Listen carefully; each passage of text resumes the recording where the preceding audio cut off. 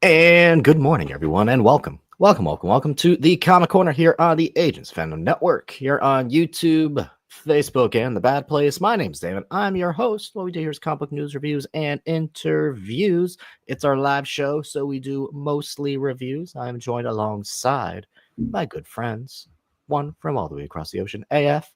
Good after evening. Good morning to you too.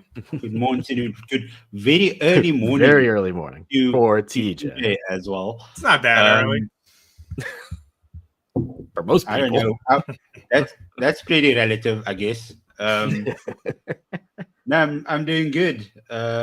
We've been having some weird weather over here. Some very hot and sunny days.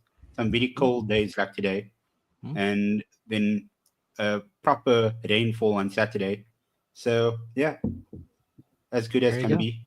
I'm excited to talk about some amazing comic books today. Let's talk about some amazing comic books. Here's what we got on the table for today. More Wolvie, more death. Man, we have a couple of deaths in Ultimate Wolverine, because that just happens on the weekly or monthly at this point. A supersized reveal in Absolute Superman AF. You may want to plug your ears on this one because it's a doozy. And questions finally answered. Who is this Gwen Stacy? If you're a hardcore Spider-Man fan, you may have figured it out by now. I'm not a hardcore Spider-Man fan, and I had to do a huh? We'll get to it. But first, we don't have any news. I don't know why I put that there. We have no news. Let's go right into the comics. Ultimate Wolverine number 8. This is written by Chris Condon, artist Alessandro Capuccio, colorist Brian Valenza, letterer Corey Pettit, and editors Will Moss and Michelle Marchese. DJ, I think this is like essentially, it feels like a back-to-back setup issue here in Ultimate Wolverine. We get a cool new costume for Wolvie, which is pretty rad. I won't lie. I do like it.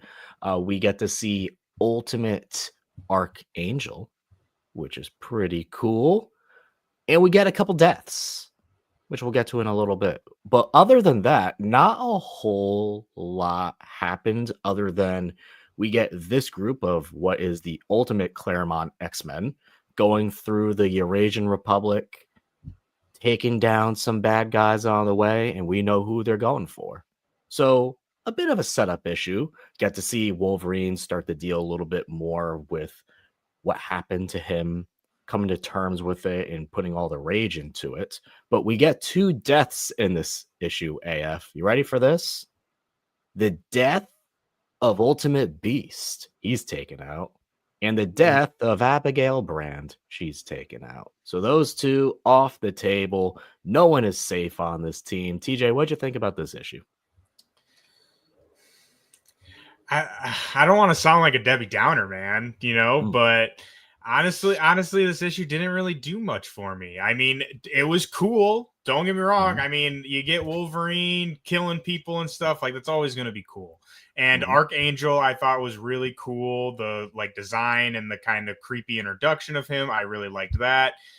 But I don't know. I don't want to sound like a Debbie Downer or anything. But for me personally, I have not been as high on this series ever since Logan has broken the mind control and he's not the Winter Soldier anymore, which I know like might be, some people might be like, well, you're a freaking idiot. But I don't know. To me, like that, I was loving that. And now that he like has his memories and like we're with this like X-Men team, I don't not like it, but it feels more of the same. Like we talk about with a lot of the other X books, it feels kind of like the same. And with the deaths, I don't want to be a Debbie Downer. I keep saying that, but it's like, I have no relationship with this Beast. Like, yeah, Beast is an iconic character. And it's like, I have a relationship with the character from other things, but I don't know who the hell this guy is. So it's like, I feel like it was very much leveraging on like, oh, this person, you love this person from this cartoon. Well, they're dead now. But for me, in the context of the story, it didn't really do nothing for me because I have no relationship with these characters. So awesome in the visual sense. Just cool seeing, the visual. Shout out Alessandro Capuccio, one of my favorites. But yeah, the story right now, again, I'm not saying it's bad, anything like that. it's not doing it for me like the first couple issues were. I think that's all valid and fair. In reality, for me, I'd say this just like to repeat myself, this felt like a double setup issue. So issue 7 was the start of the new arc, and this issue didn't really feel like we progressed much from issue 7. Felt a little bit of the same. Yeah. A little okay, this is what we're going to be doing. And it's like, all right, cool. I totally agree when it comes to the Beast thing. Like Beast died, and I'm like, well, that sucks. Yeah. Okay. I don't really know this Beast. We had like one real interaction with this Beast, and that was after Logan was kind of like coming back to his senses in issue 6. So that was like really the only interaction we've had with them. Other than that, and then Abigail Bran.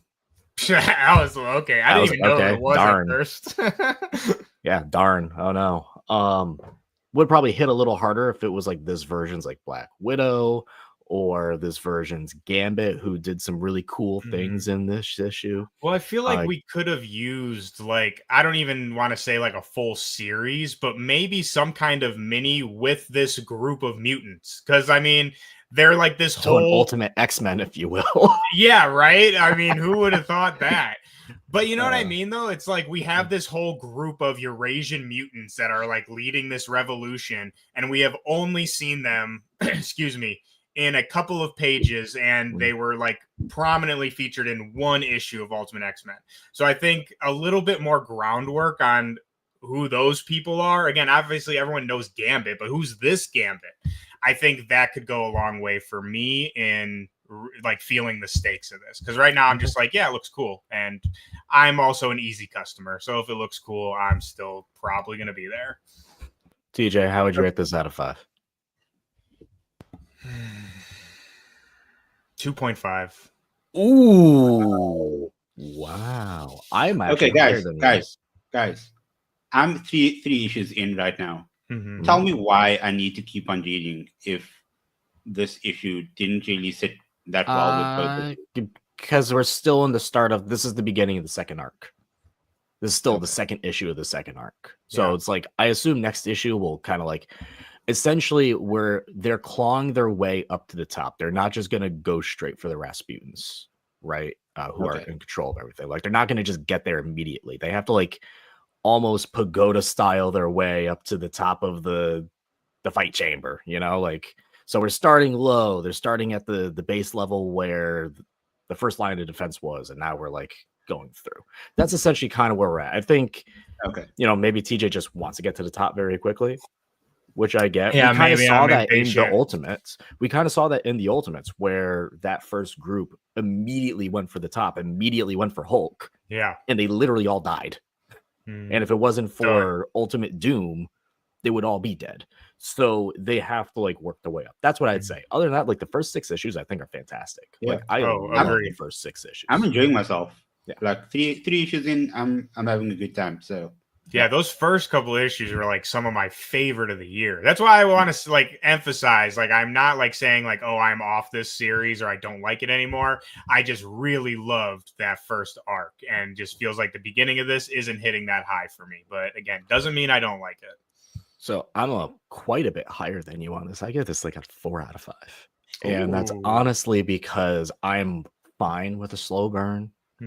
I'm fine with like getting to the point. I feel like this will probably go like 3 volumes, if that. So like even by the end of the second arc, I don't think you're going to get to the Rasputins at that point. You have to earn your way up to it. So I've really been enjoying it. I like this Logan. I do agree he's not that much at this point, not that much different than our main Logan. Compared to where we were, you know, just several issues ago where he was a Winter Soldier, but where he is now, it's like, yeah, this is Wolverine now. So if you want Wolverine and you didn't like the previous 6 issues because that wasn't Wolverine, here you go. This is Wolverine. But I enjoyed it. Once again, the art, Alessandro Cappuccio's are fantastic. That is like pure 10 out of 10 art on my part for that. I do, however, want to get to Absolute Superman. This is Absolute Superman number 10. This is written by Jason Aaron, artist Carmine Gian Domenico, colorist Ulysses Ariola, letterer Tom Napolitano, and editors Ash Padilla and Chris Conroy. Where do I begin with this? This Absolute Superman book is wild for several reasons. One is the inclusion of the main villain not being a Superman villain, which we've discussed. I love And that, then, by the way. And TJ, do you want to say who it is for AF? Ra's al Ghul. It's Ra's al Ghul. Little freak.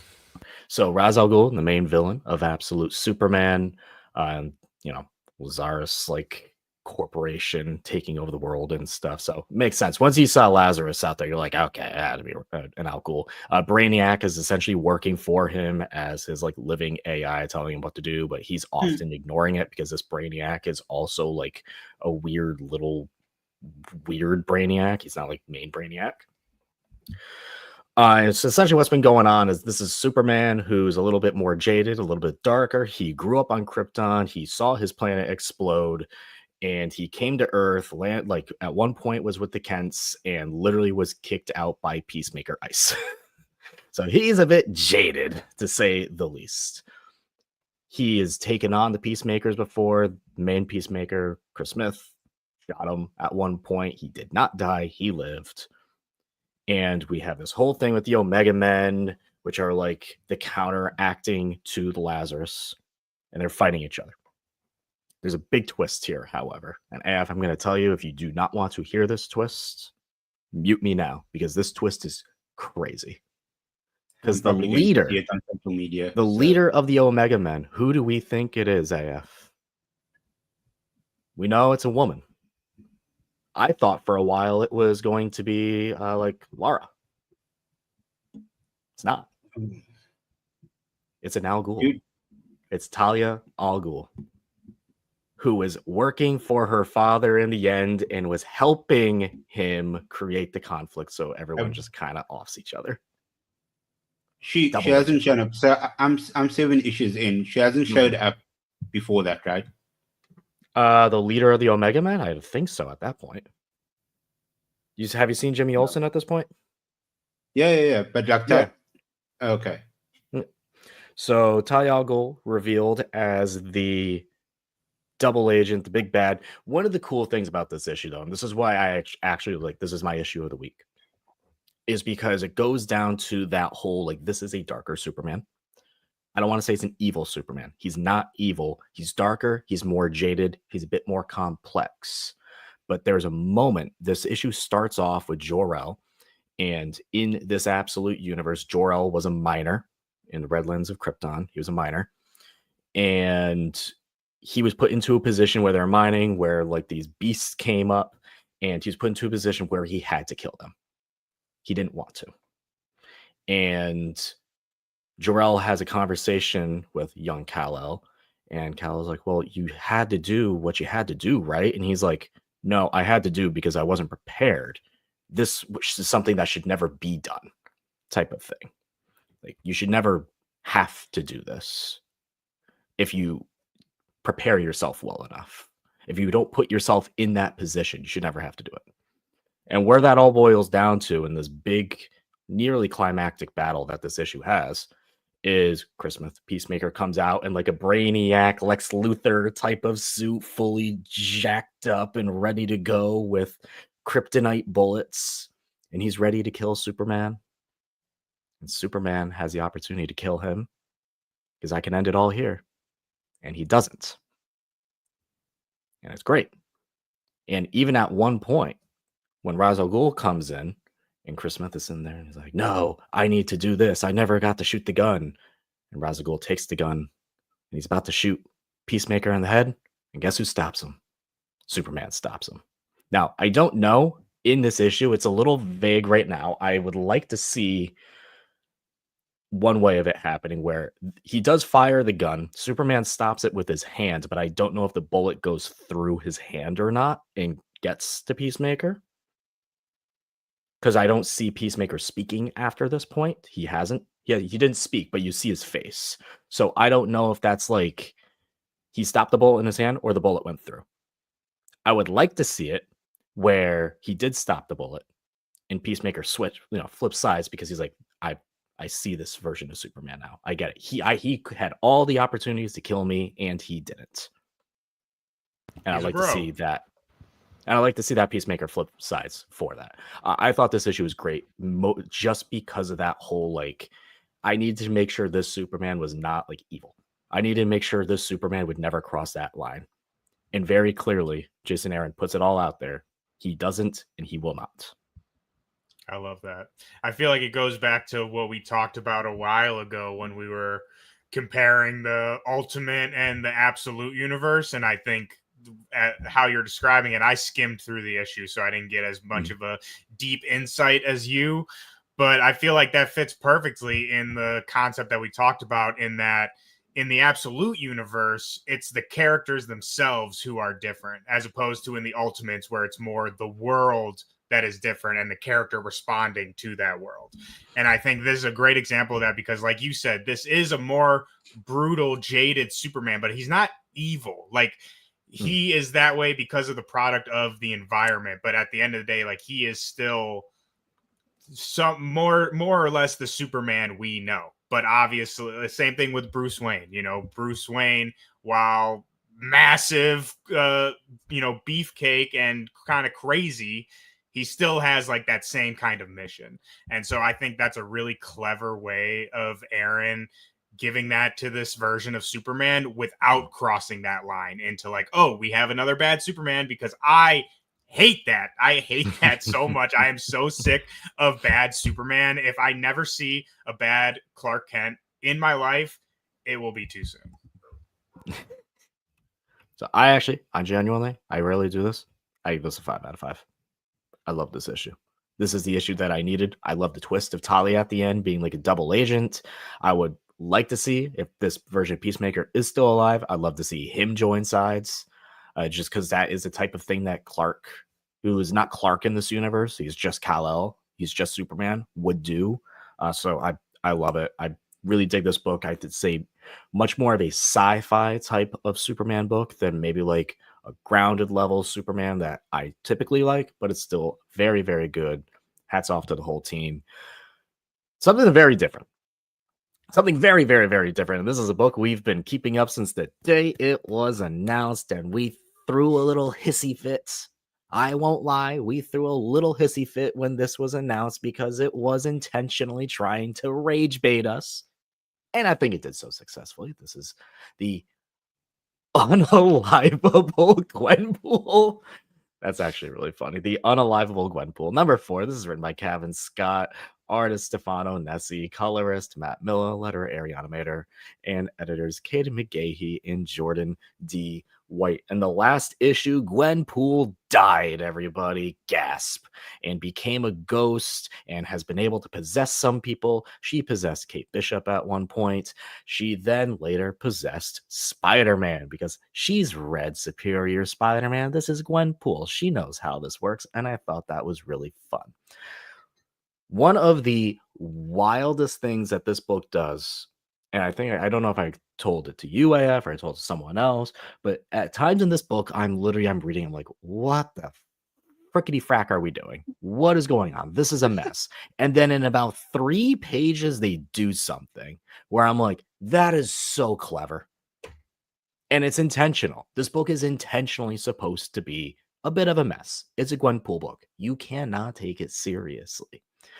But the big question was, who is this version of Gwen Stacy that's been running around, that is like the new Gwenpool, has Wolverine powers, and are like, oh my god, they dug up Gwen Stacy's grave. What are we doing? Well, ladies and gentlemen, it goes back about 9-10 years into the past. Does anyone remember the clone conspiracy from Dan Slott, when everyone was just a clone, and they did bring back Gwen Stacy for a little bit, although the Earth 65 Gwen Stacy was also in that run, so it made the reading of that just a little confusing on which Gwen was the clone Gwen and which Gwen was the Earth 65 Gwen. This, ladies and gentlemen, is not a clone or a exact same dug up version of our 616 Gwen Stacy. This, ladies and gentlemen, is a clone of the clone of that Gwen Stacy, which makes sense why this Gwen Stacy is a little jaded about the Peter Parker death, about her death at the hands of Peter Parker, if she may, because that's how Jackal way back when set her up 10 years ago. I thought that was really clever. And I also thought it was really funny that Gwenpool handed her the literal comic book and was, because this Gwen Stacy's headspace, everyone has a headspace. Peter Parker's headspace is very classic Ditko Lee era Spider-Man aesthetic, which is very cool. And I dig it. Gwen Stacy's headspace, the second she went in there, is a comic book store, which was like, that makes no sense for Gwen, except when it turns out she's a clone of a clone. So the meta happens. She hands her that exact issue of, I think it was issue 5 of when she like dusts away essentially. And it's essentially like, yeah, you can read it, but you won't like it. And I'm like, ha. So yeah, a clone of a clone is how we're explaining it. And for a Gwenpool book, I think Cavan Scott pulled this off pretty well. My biggest downsides again is when we're kind of like back in the real world, what's going on in the story. I don't think like Kate's written very well, but that's just because I'm like, she's my favorite character and I'm very particular in how she's written, like a lot of people are about their favorite characters. But other than that, the big conclusion is we have Clone Conspiracy 2.0. Weird things are going on, and the only way for this to be solved, TJ, is for Gwen and Gwenpool to kill this Marvel universe. Now, the downside is, I think this is all fun and games. This is great. Next issue is the last issue. They give us a donkey one. We didn't even get 6 issues out of this. They gave us 5. So the challenging thing is, because you have to fly through a story like this, it's, you don't really get like a whole issue of that and stuff. It's just like maybe by the start of next issue they did the deed and everyone's dead, and it's like, oh, okay, it's kind of half the fun. Or they go around and kill everyone. I don't know, but that's the problem when it comes to like these 5-issue series. I wish I just had more time. I think Cavan Scott writes Gwenpool specifically very, very, very well. AF, you're a Gwen Stacy fan. I do not know if you remember that Clone Conspiracy arc story from Dan Slott 10 years ago. But you're a Gwen Stacy fan. What did you think about the penultimate issue of the unalivable Gwenpool? By the way, I hate that word, unalivable. You see it on TikTok all the time because it's like a censor thing. Ugh. Yeah, yes. It's on brand for Gwenpool, so I'll give it a pass. So I like this issue for what it is, like contained in a vacuum. I like the issue. I feel like even the character of Gwenpool in the comic, she just acknowledges how much of a mess everything is. But yeah, I don't know how I feel about the clone of a clone. I feel like that's a bit lazy. It's a bit lazy. It's just like, okay, how can we give the fans something that they might or might not expect? Like, let's just make a clone of a clone. And then they have that entire image on that one panel of digging up the grave and actually seeing the original Gwen Stacy's skeleton still in the coffin. It's like, okay, that's cool. But now, yeah, here we are. 4 issues in, 1 to go. I just hope that I'm gonna have fun in that last issue. It doesn't even have to make sense to me anymore. It never did make sense. It doesn't ever have to make sense. Once again, this is a Gwenpool book. They hardly ever make sense, and you just kind of have fun with it along the way. Again, they even acknowledge it in the book, like, oh wow, you're a clone of clone. That's a bait and switch, really? Like, we're really literally, we're really doing this. I'm like, that's where I think Cavan Scott does really well with Gwenpool, because she is very extraordinarily fourth wall breaky, probably more so than any other Marvel character. And I think you can have a lot of fun with that. And he does have a lot of fun with that. So I'd actually like to see Cavan Scott take on another Gwenpool book. Maybe not so much to do with like Gwen Stacy. I was kind of hoping I think when this was announced that we would be like, oh, this is like gonna be like a meta deep dive on how Gwenpool is not Gwen Stacy. And in the end, it's just kind of a silly little story regardless. Kate and Jeff really don't bring anything to this book, I'll be honest, other than just like dragging me to buy it. the art and colors are great though. Yes, I really enjoy Stefano Nessi's art here. Super fun colors, very bright. Once again, when you go back into the art, like the styled art, the stylistic art of the Mindscapes, I think that's when it really shines and pops and becomes its own thing. But fun book. Don't take it too seriously. I think I apologize for how we probably both reacted when this was announced. We got intentionally so. It was rage bait, and we bit onto it, hook, line, Shame on sinker. But we're having fun with it now in the end. Sticking with Marvel, TJ. Why on earth is Storm riding a hippopotamus? This is Storm number 11, written by Maroa Ayadele, artist Carlos Vila and Mario Santoro, colorist Alex Rimesh and Fernando Cifuentes, a letterer Travis Lanham, and editors Lindsay Kohik and Annalise Bisa. Why, TJ, is Storm riding a hippopotamus? Why not? Is my question to you. But I'll say the hippo doesn't really play a role in this issue. I'm hoping it comes back. And I'll say, too, for my Stormcasters out there, I don't want to embarrass myself, but I'm pretty sure the hippo is a thing. Like that was in some other Storm book, like it's her pet or something. It's a thing. I don't have the deep knowledge of it, but it's definitely not just like a random hippo, I'm pretty sure. So Wonder Woman has a kangaroo and Storm has a hippo? Yeah, like I said, why not, dude? Sure. We literally just talked last week about how every comic needs a monkey sidekick. So if it has to be hippos, I'll take that too. I think everyone just needs an animal sidekick at the end of the day. But this, I mean, I've raved about this book so much. Everyone that watches this is probably sick of me raving about it so much, but it is just so good. Like, I just cannot not rave about this book. We get Storm fighting Infinity in this, not like the showdown, but again, Storm, even the concept of her being able to stand against Infinity, a abstract construct of the universe, crazy. We also get a little tease of the Phoenix and the Scarlet Witch and how they're going to be kind of playing roles in this.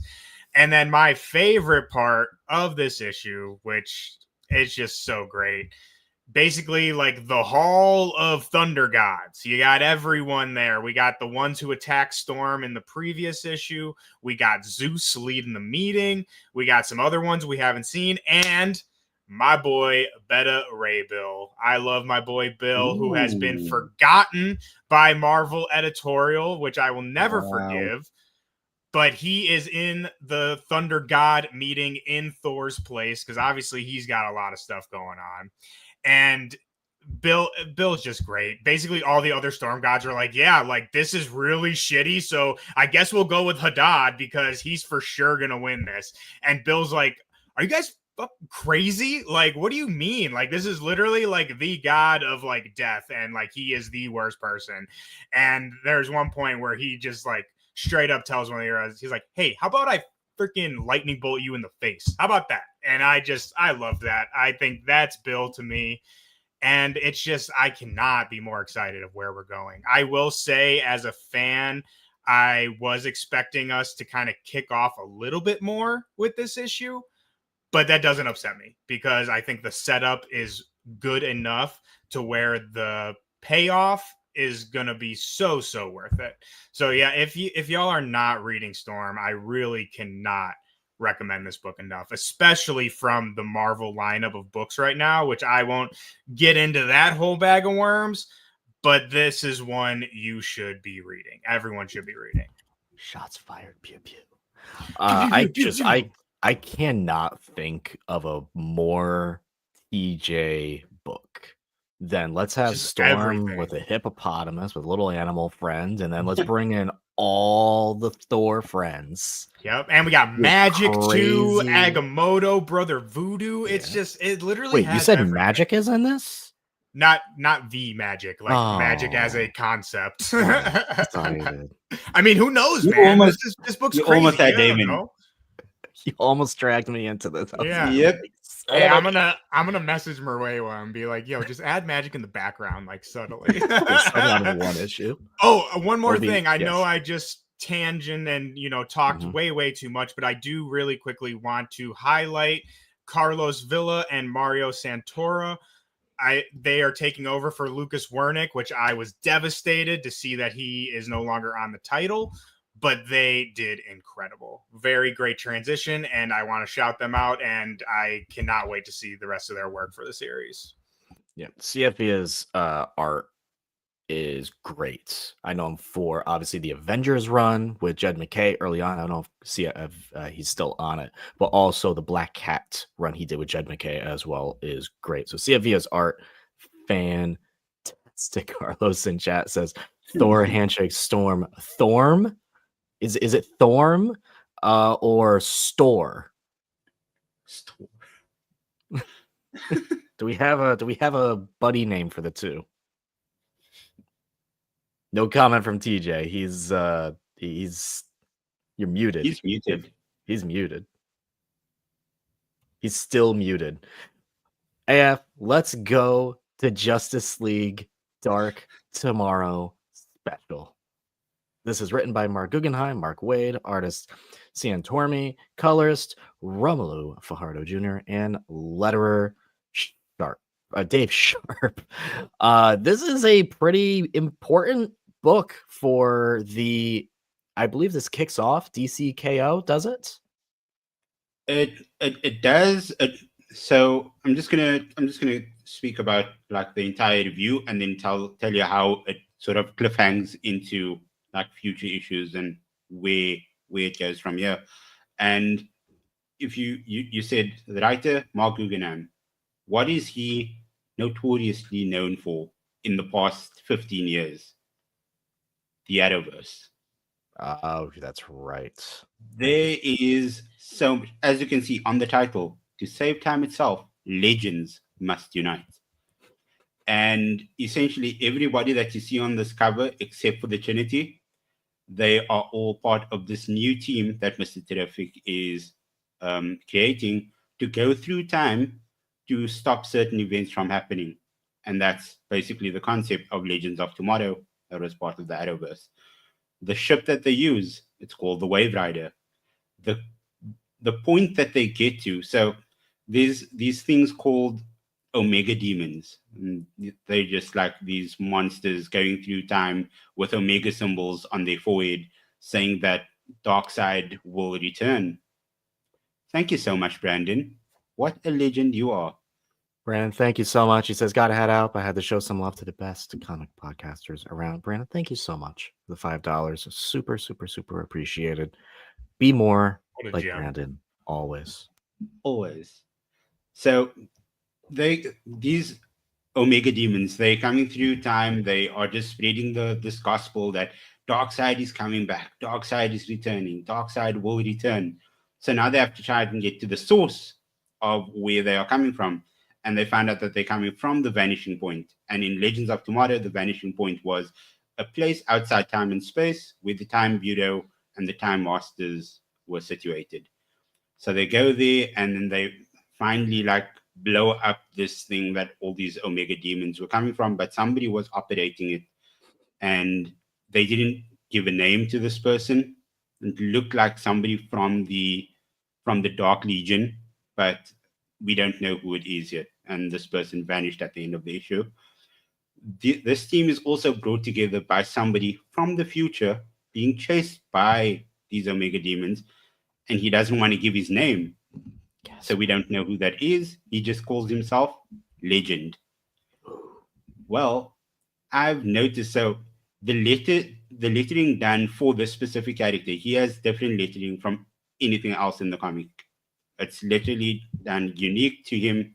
And this lettering was the exact same lettering that was in the first 18, 17 issues of the Green Arrow from Josh Williamson and Sean Isaacs. Mm-hmm. So my hunch is this could be a futuristic Oliver Queen in that suit, bringing these people together. But yeah, there's a lot of things happening. Airwave is still front and center, trying to orchestrate and redeem himself from everything that happened. And somebody else in this issue as well, who I think has some more page time compared to previous issues, is Terry McGinnis, Batman Beyond. Like he's very vocal in this issue, and the team is Batman Beyond, Huntress, Plastic Man, Witch Golden Huntress, Beetle, Helena Wayne. Helena Wayne. Okay. Yeah. So very. Let's just say this. I feel like AF. We're about to get a crisis on our hands. We are definitely getting a crisis. 100%. Once when you start saying Batman Beyond and Jonah Hicks. Oh, deep cut. And that's also to bounce off of this too. I finally caught up on the Superman run that we have been talking about, where we have some Dark Legion of Superhero, different timeline stuff with Time Trapper. We're going crazy with time travel, multiverse shenanigans, 35th century, and all of it. We're getting there, man. We're getting time travel, baby. This issue is basically springboarding over. It's a clone of Oliver Queen. How many times do you think if that happens? Crisis Conspiracy? Yeah. Conspiracy. Oh man, Conspiracy Crisis. There you go. Oh god. I love Batman Beyond, but am I the only one who thinks his stance on this cover is really funny? It's like very like vampiresque. That's what I mean. He's like, I love Batman Beyond, dude. Yeah, like so we're getting a lot of like small little breadcrumbs scattered, like you said, for absolute whatever crisis can happen. It's probably going to be absolute crisis. The final page says, see more of these characters and the legends in DCKO and Justice League Unlimited, with the Legion or the Darkseid Legion in Superman 28. So we're getting it all, man. Over 3 different titles. Getting it all. There's so many events going on. Jeez. It's going to be a lot. At least on the DC side, it feels like this event is like a culmination of several events that will lead to what will absolutely intentionally be absolute crisis. I think we can trademark. Yep. We trademarked that over a year ago. Put it in now. Put your bets in, because it's definitely the favorite here. Finally, onto my indie books. This is our Boom Studios section. We have 3 Boom books for y'all today. First one is my favorite comic book. Marvel, DC, push aside, Something is Killing the Children is here. This is issue 43. This is written by James Tynion IV, art from Werther de Ladera, colors from Michael Muerto, and world design letters. I love this book with every fiber of my being. This is part 3 of another flashback arc, but this is the flashback arc that a lot of the longtime fans of this series have a little bit been waiting for, but cautiously, because we know we're about to get our little hearts broken here. And we go back in time. Our main character, Erica Slaughter, goes with her mentor, Jessica, who is going into like this weird, creepy ski resort and shocking everyone. The children are dying. Jessica's been here before, has been acting very weird since this entire assignment was given to them. But the thing in the woods is starting to get stronger more than kids are dying. There is a survivor that we finally see that Erica talks to. You get to see a little bit of like a young Erica actually being like kind-hearted and looking out for the kids, because she's already starting to think against everything with the larger organization and that they're bad people. I love this book. The only thing, once again, when it comes to Something is Killing the Children, is there's a pretty big gap between issues, because it's always the same team, intentionally so. I love it for that, because when you read it in a trade paperback format from one to another, it's just continuous. It feels smooth. but we're now 3 issues in, and you're still just kind of like you're chugging on a train. I see where things are going. I always know that the reward will be there, but we're still in like that like chugging on the train moment. Little setup. We're halfway through this arc. You're kind of setting up, waiting for the climax. But I do love this book with every fiber of my being. I cannot wait for look, ODPH, thank you for joining in. Best slow burn drama in comics. Absolutely. It really is. It really is. If you can just kind of get through a few issues, which are still fantastic, by the way, you will be rewarded the more you read this book. And you will be rewarded if you read all the other, like House of Slaughter, Book of Slaughter, and all the stuff that you read with James Tynion and the Fourth. You just get rewarded for it. I've been telling you all to read this. If you're not, you're missing out. There's going to be a Netflix series someday. It's going to take over the world. I know it will. If you're a little bit of a fan of Buffy the Vampire Slayer, but want like a little bit more of like a modern edge to it, this is your book. I think that Netflix show might have a similar effect to what the Superman movie just did now. So maybe. Superman came out.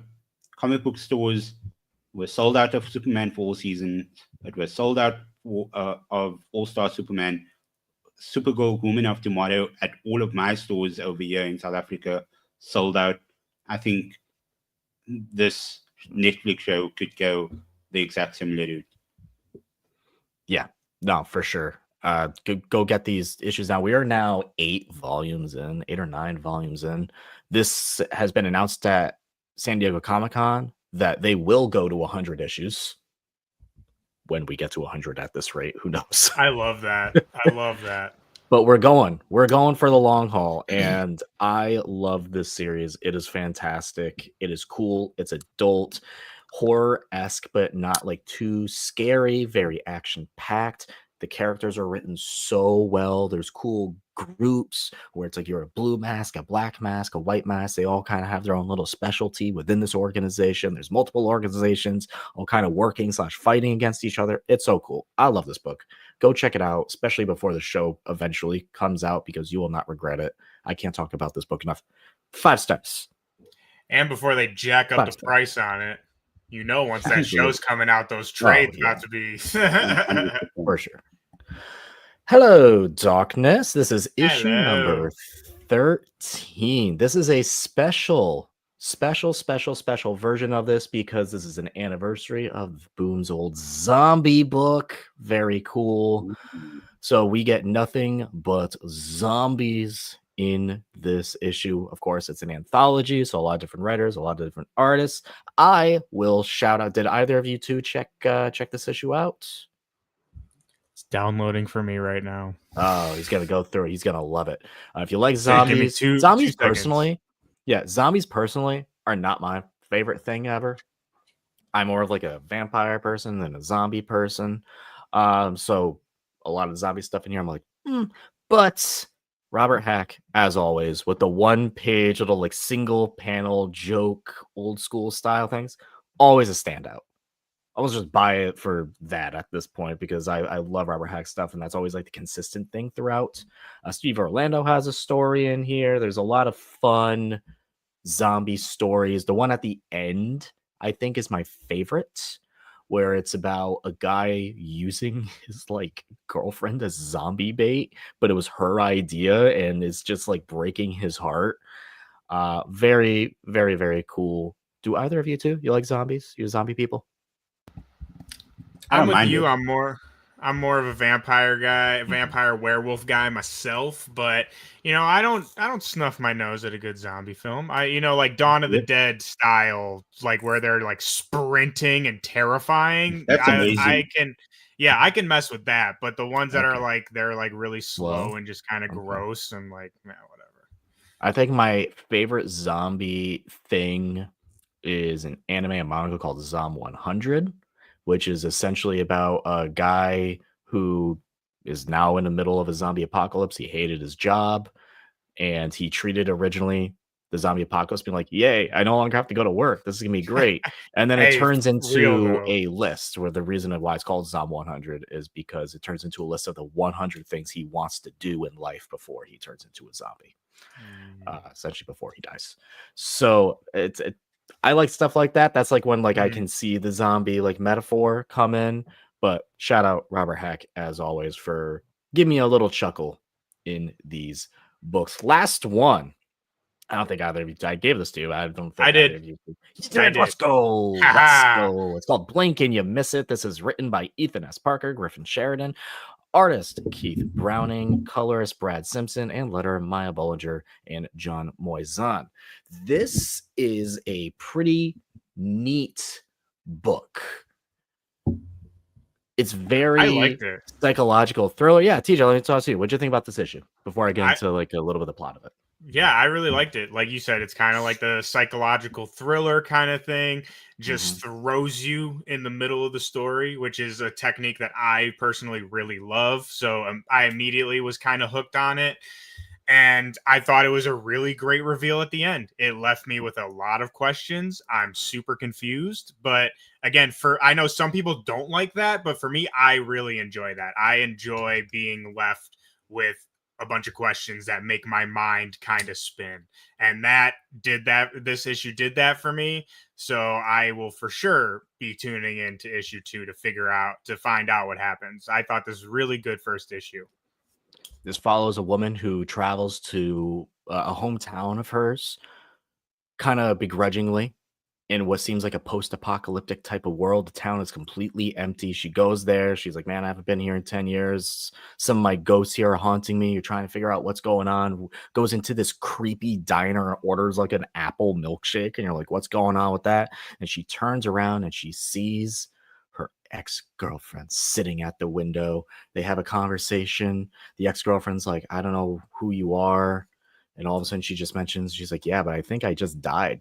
You're like, oh, what's going on? Weird mystery vibes. Things in the town start freaking out. On the last page is kind of like a big, creepy, demonic welcome home to our main character, Jesse Harmon. Very cool first issue. Psychological thriller, definitely. We will be keeping up with this. Yeah, you like psychological stuff, I'd imagine, right? Yeah, actually, I'm not gonna lie. I just missed this in the Slack. That's all. I think you'd enjoy it. It's very cool. I think the number one. Yeah. Like I'm keen to get into it. Yeah. I dig the art. Keith Browning's art in here is great. I think the colors specifically just fit the vibe perfectly. As you can see right here on the cover, you get like the dark blues and greens with a high, just like light contrast of that.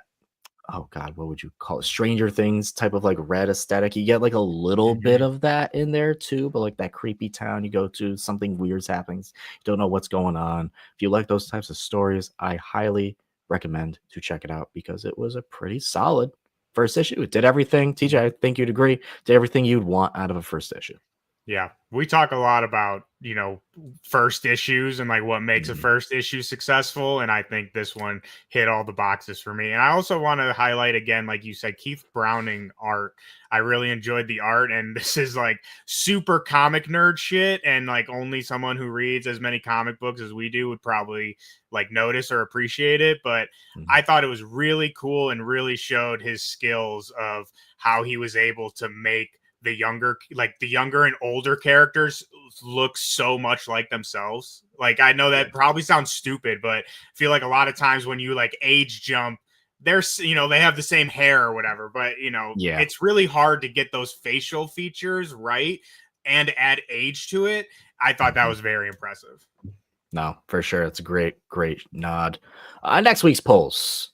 I have 4 whole books next week. We did not talk about Ultimate X-Men this week, but it was a very solid issue, I will say.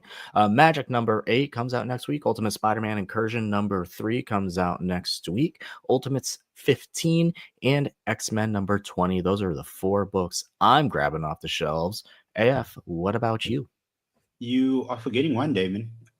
Am I? I think Imperial War, the first Nova issue is out. Oh, one of the Imperial tie-ins. I don't know if I'll be doing the tie-ins. I'm going to try to read it without it. I think I want to get into that one. So that's on my list. Trinity, Daughter of the Wonder Woman. That I think 3rd issue is out next week.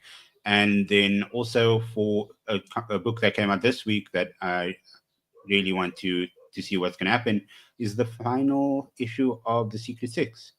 Oh, I want to see what happened there. Apparently, it was a good one. So there you go. I'm excited. Started off strong, a little, little wheels spinning, but you got to where you need to get to in the end. We'll talk about that next week. TJ, what about you? Well, you forgot another book, my friend, that I know you're going to be excited for. Mm-hmm. Captain Planet, man. Our Planeteers. Oh, yes. We get a Planeteers next week. So that's my top for sure. And then we always have the same things, more or less. The only thing I have that you don't is Daredevil number 24. And don't ask me about it because I am, just like everything else, I'm behind. So, but I was liking it when I was still reading. I think I'm on like 16 or 18, so not too far. But the cool thing about that book, for those who don't know, it's kind of like, what if Daredevil went around being like a priest? A priest, but also in the beginning, an exorcist specifically. Yeah, that's a better. It's like that's exorcist Daredevil going around, taking away killing like the seven sins, deadly man. killing sins, the seven deadly sins, like taking over like a Hulk or like a Kingpin or someone, like you have Glutton and all that stuff. There was one with it was Wolverine. like that's actually like a pretty cool way, especially with how Daredevil ended with Chip Zdarsky, where he goes to hell. So it's kind of like those demon sins kind of followed him back in his resurrection. I thought they concept wise at least pretty cool. Agreed. Although I think we both agree that we wish we just got like a little bit of time where it's just Elektra being Daredevil for a little bit and Matt just being a priest for just a little bit. I would have honestly loved and been completely happy if Matt never even put on the Daredevil suit and he just walked around as like a priest or like that dude from The Exorcist with that crazy brim hat and just was like exorcising people. Like, I think that would have been so cool, like so different from everything else. So I don't want to get on a tangent.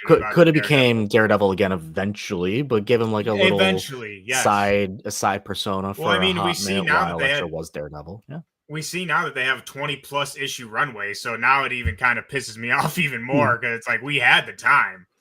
Yeah. We did. It wouldn't have been Daredevil though. Are either of you guys going to get into the Undead Iron Fist? I think that drops next week as well. The what? Undead Iron Fist. Oh, Undead maybe. Iron Fist. I might hop on that. That title interests me. I mean, he's not my favorite, but like I said, definitely something that interests me, especially that title. Is it back to Danny Rand now? I remember there was some other kid. Yeah, there was some other kid for like one miniseries. Danny Rand is Swordmaster? No, Swordmaster was Iron Fist. Yeah. See, I didn't even get that far. All you Marvel rival fans, it's that Iron Fist. Yeah, that's who I'm thinking of. Yeah. That's the guy. Damn, he's Swordmaster? What is going on? He was Swordmaster, and then I can tell you exactly what happened because I've read that issue. He was Swordmaster, and then him and White Fox like had a bit of a run-in, and he just like lost his sword, and it broke into like many pieces and kind of like lodged into his arms, and then with that he became Iron Fist after that. So he's like Iron Fist, but with like the sword pieces like lodged into his arm, so he's got a little extra something. That's pretty badass, dude. It's pretty cool. I'm not gonna lie, it was a pretty cool idea. So that'll do it for this issue of the Comic Corner. I will say this before I leave. This weekend here in the Northeast, we have Terrificon, which is my favorite and the best comic convention here in New England. We have Jonathan Hickman coming, for Pete's sake. Yo, you gotta get Hickman, man. You know I will. Slip him a little card.